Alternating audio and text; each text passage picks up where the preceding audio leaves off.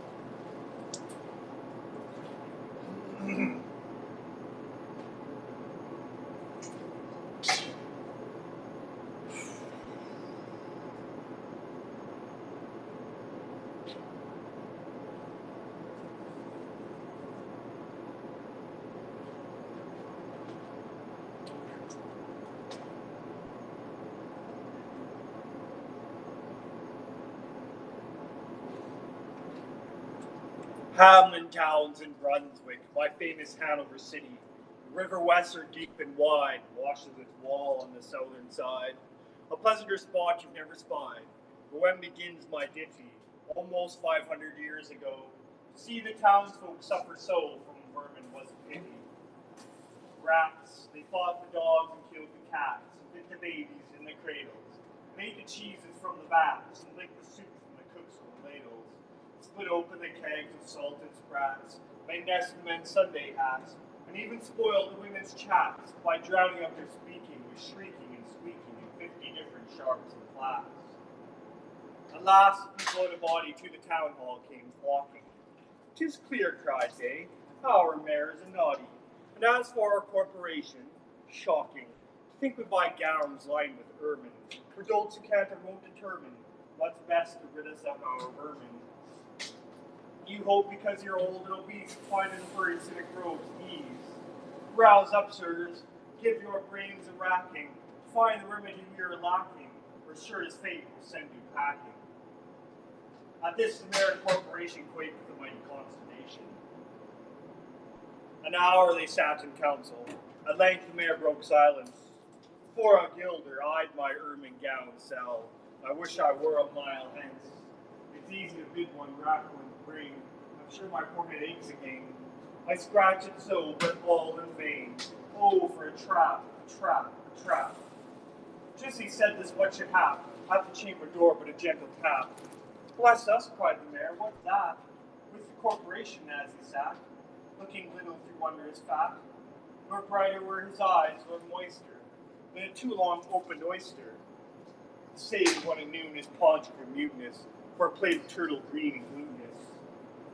Only a scraping of shoes on a mat, anything like the sound of a rat makes my heart go pit-a-pat. Come in, cried the mayor, looking bigger, and in did come the strangest figure. His long, queer coat from heel to head was half yellow and half red, and he himself is tall and thin, with sharp blue eyes, each like a pin, and light loose hair and swarthy skin, nor tuft of hair on cheek, nor beard on chin, but lips with smile went out and in. There was no guessing his kith or kin, and nobody could enough admire this tall man in his quaint attire. Quoth one, it's as my great-grandsire, starting up at the trump of doom's tone, had walked this way from his painted tombstone. He advanced towards the council table, and please, your honour, said he, I am able, by means of secret charm to draw, all the creatures living beneath the sun, that crawl or swim or fly or run, after me so as you never saw.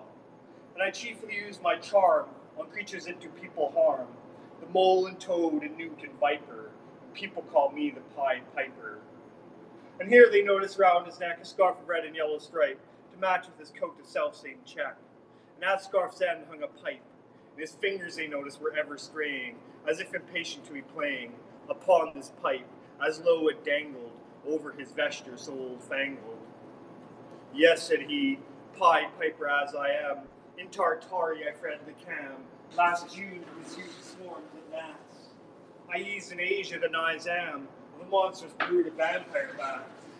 And as for your brain bewilders, if I rid your town of rats, will you give me 1,000 guilders? 50,000 was the exclamation of the astonished mayor and corporation. Into the street the piper stepped, smiling first a little smile, as if he knew what magic slept in his quiet pipe a while. Like a musical adept to blow his pipe, his lips he wrinkled, and green and blue his sharp eyes twinkled, like a candle flame where salt is sprinkled. And ere 3 shrill notes the pipe uttered, you heard as if an army muttered, and the muttering grew to a grumbling, and the grumbling grew to a mighty rumbling, and out of the houses came the rats tumbling. Great rats, small rats, lean rats, brawny rats, brown rats, black rats, gray rats, tawny rats, brave old plotters, gay young friskers, fathers, mothers, uncles, cousins, talking tails and pricking whiskers, families by tens and dozens, brothers, sisters, husbands, wives, falls the Pied Piper for their lives. From street to street he piped advancing, and step for step they followed dancing, until they came to the river Weser, where an all plunged and perished. Save one who stout as Julius Caesar, swam across and lived to carry, as he the manuscript he cherished, to Ratland home his commentary. Which was, at first shrill notes of the pipe, heard a sound as a scraping tripe, and putting apples wondrous ripe into the cider presses gripe, and a moving away of pickle tub boards, and leaving a jar of conserve cupboards, with drawing the corks of train oil flasks, and breaking heaps of butter casks. It seemed as if a voice, sweeter far than by harp or by psalteries, breathed, called out, oh, rats, rejoice, the world has grown to a vast rice saltery. Some lunch on, crunch on, take your lunch on, breakfast, supper, dinner, lunch on, and just a bulky sugar punch on, already staved like a great sun shone, gracious scarce an inch before me, just as me thought its head come bore me, I found the Weser rolling over me. You should have heard the Hamlin people ring the bells, they rock the steeple. Go, cried the mayor, get long poles, poke up the nest and block up the holes. Consult with carpenters and builders, and leave in our town not even a trace of the rats. When suddenly up the face of the piper perked in the marketplace, the first, if you please, my 1,000 guilders. 1,000 guilders? The mayor looked flew, so did the corporation too. For Count dinners may wear havoc with Claret, LaSalle, Vingen, and Grave, and half the money would replenish their cellar's biggest butt of Rhenish. To pay this sum to a wondering fellow, with gypsy coat of red and yellow. Besides, quoth the mayor with a knowing wink, our business was done at the river's brink. We saw with our eyes the vermin sink. Dead can't come to life, I think. But though, friend, we're not folks to shrink from our duty of giving you something to drink, an amount of money to put in your poke. But as for the gilded, is what we spoke of them, as you well know, wasn't joke. Besides, the losses have made us thrifty. 1,000 guilders, come, take 50. The piper's face fell, and he cried, no trifling, I can't wait beside. I promised to visit by dinner time Baghdad, and accept the prime the head cook's pottage. All he's rich in, for having left in the caliph's kitchen, of a nest of scorpions no survivor. With him I prove no bargain driver, with you don't think I'll bait a stiver. And folks who put me in a passion, and find me pipe after another fashion. How, cried the mayor, you think I broke the English cheese and a cook, insulted by a rival, with idle pipe and vesture piebald? Threaten us, fellow, do your worst, blow your pipe here till you burst. Once more he stepped into the street, and to his lips again laid his long pipe with smooth straight cane, and ere he blew 3 notes, such sweet soft notes as that musician cunning never gave the enraptured air. There was a rustling that seemed like a bustling, of merry crowds justling and pitching and hustling, small feet were pattering, wooden shoes clattering, little hands clapping, and little tongues chattering, like foals in a forest